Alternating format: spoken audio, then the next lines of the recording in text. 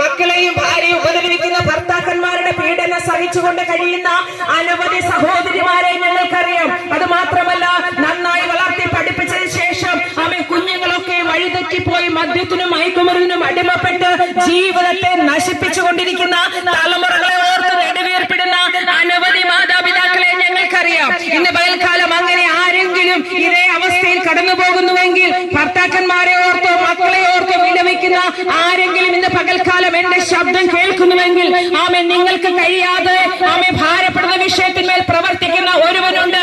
അതത്ര യേശു ക്രിസ്തു. നിങ്ങൾ കൊടുക്കുന്ന ഉപദേശങ്ങൾക്കോ നിങ്ങൾ കൊണ്ടുപോകുന്ന ഡി അഡിക്ഷൻ സെന്ററുകൾക്കോ നിങ്ങൾ ഇരുത്തുന്ന കൗൺസിലിംഗിന്റെ കാര്യമില്ല. താങ്കളെ രക്ഷിക്കാൻ കഴിയുന്ന ഒരു രക്ഷകനുണ്ട്, വിടുവിപ്പാൻ കഴിയുന്ന ഒരു ദൈവമുണ്ട്.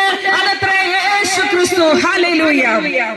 ഈ കർത്താവ് താങ്കളെ വിടുവിപ്പാൻ ആഗ്രഹിക്കുന്നു, രക്ഷിപ്പാൻ ആഗ്രഹിക്കുന്നു. യേശു കർത്താവ് ഇപ്രകാരം പറയുന്നു, കർത്താവായ യേശുവിൽ വിശ്വസിക്ക, എന്നാൽ നീയും നിന്റെ കുടുംബവും രക്ഷ പ്രാപിക്കും.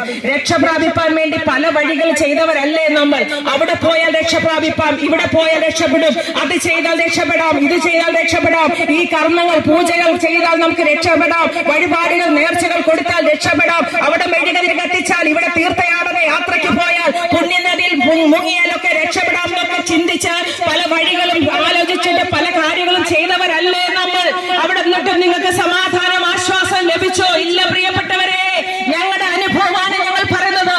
ഒരു കാലത്ത് ഞങ്ങൾ ആശ്രയിച്ച യാതൊന്നിനും ഞങ്ങൾക്ക് സമാധാനം ലഭിപ്പാൻ ഇടയായില്ല. ഞങ്ങൾ കയറി ഇറങ്ങിയ പുണ്യ സ്ഥലങ്ങൾക്ക് ഭൂമിയിൽ പിറന്നത് തന്നെ പാപിയായിട്ടാണ്. അങ്ങനെയെങ്കിൽ പാപത്തിന് പരിഹാരം വരുത്താതെ താങ്കൾ ഈ ഭൂമിയിൽ നിന്ന് മാറ്റപ്പെട്ടാൽ താങ്കൾ ചെന്നെത്തുന്ന നിത്യനാശത്തിലേക്കായിരിക്കും. അതുകൊണ്ട് എന്നെ കേൾക്കുന്ന പ്രിയപ്പെട്ടവരെ, പാപ പരിഹാരം വരുത്തി പാപത്തെ ഏറ്റുപറഞ്ഞ് ദൈവത്തോട് ക്ഷമ ചോദിച്ച് പാപത്തെ കഴുകപ്പെട്ടവരായിട്ടാണ് താങ്കൾ ഈ ഭൂമിയിൽ നിന്ന് മാറ്റപ്പെടുന്നതെങ്കിൽ താങ്കൾക്ക് ഭാരപ്പെടേണ്ട കാര്യമില്ല. ദൈവത്തോടുകൂടെ നിത്യത്തിൽ വസിപ്പാനിടയായി തീരും. ഹല്ലേലൂയ. യേശു കർത്താവ് ഈ ഭൂമിയിൽ വന്നത് നീതിമാന്മാരെ തേടിയല്ല, മറിച്ച് പാപികളെ തേടിയത്രേ യേശു കർത്താവ് ഈ ഭൂമിയിൽ വന്നത്. വചനം ഇങ്ങനെ പറയുന്നു, ക്രിസ്തു യേശു പാപികളെ